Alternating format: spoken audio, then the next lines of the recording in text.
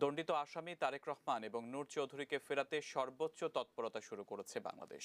আইনমন্ত্রী আনিসুল হক এবং পররাষ্ট্রমন্ত্রী ডক্টর এ.কে আব্দুল মোমেন জানিয়েছেন, এই দুইজনকে ফেরত আনার ব্যাপারে সরকার আশাবাদী। ২১ আগস্ট গ্রেনেড হামলা, জিয়া অরফানেজ ট্রাস্ট এবং মানি লন্ডারিংয়ের ৩টি মামলায় বিভিন্ন মেয়াদে সাজা পাওয়া আসামি তারেক রহমান ১০ বছর ধরে আছেন ব্রিটেনে। বিএনপির সিনিয়র ভাইস চেয়ারম্যান তারেক এখন দলটির ভারপ্রাপ্ত চেয়ারপারসনও। তার রাজনৈতিক পরিচয় বনাম ফৌজদারি অপরাধে দণ্ড, এই বিতর্কে আটকে আছে ফেরানোর প্রক্রিয়া। বাংলাদেশ বলছে, এরকম অপরাধীকে ফেরত না দিলে তা যুক্তরাজ্যের জন্যই খারাপ দৃষ্টান্ত তৈরি করবে। বুধবার আইনমন্ত্রীর গুলশানের বাসায় দেখা করতে এলে নতুন ব্রিটিশ হাইকমিশনার রবার্ট ডিকসনকেও দেওয়া হয়েছে এই বার্তা। The Minister raised the issue with me. I noted two things. The first is that I'm going to discuss with London the fact that we've had this conversation.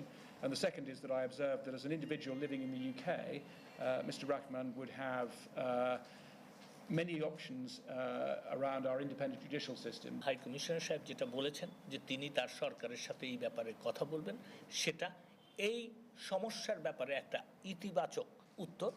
আমি বলেছি যে বাংলাদেশে দণ্ডিত অপরাধী যদি বিদেশে পলিটিক্যাল অ্যাসাইলাম পায়, তাহলে পরে আমাদের সাথে ইউনাইটেড কিংডমের যে বন্ধুত্বপূর্ণ সম্পর্ক আছে, এরকম অনেক দণ্ডিত আসামি সে ভেগে যাওয়ার, ওইখানে গিয়ে অ্যাসাইলাম নেওয়ার একটা কারণ হয়ে যেতে পারে এবং এটা একটা দৃষ্টান্ত হিসাবে হতে পারে।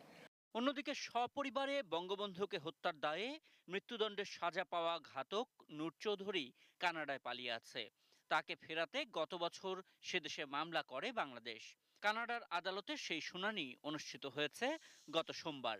সেখানে বাংলাদেশের জন্য যে আইনজীবী ছিলেন তিনি তার বক্তব্য রেখেছেন, অ্যাটর্নি জেনারেল অফ ক্যানাডার পক্ষে আইনজীবী বক্তব্য রেখেছেন এবং আমি জেনেছি যে নূর চৌধুরীর আইনজীবীও বক্তব্য রেখেছেন। তারপরে জজ সাহেব সেটা শুনেছেন, কোর্ট সেটা শুনেছেন এবং কোর্ট পরে রায় দেবেন। আমাদের মাননীয় প্রধানমন্ত্রী কানাডার প্রধানমন্ত্রীর সাথে আলাপ করেছেন, সেদিনও আলাপ করেছেন এবং আমরা সবসময় আশাবাদী। Ashikur Rahman Apu, ATN news, Dhaka.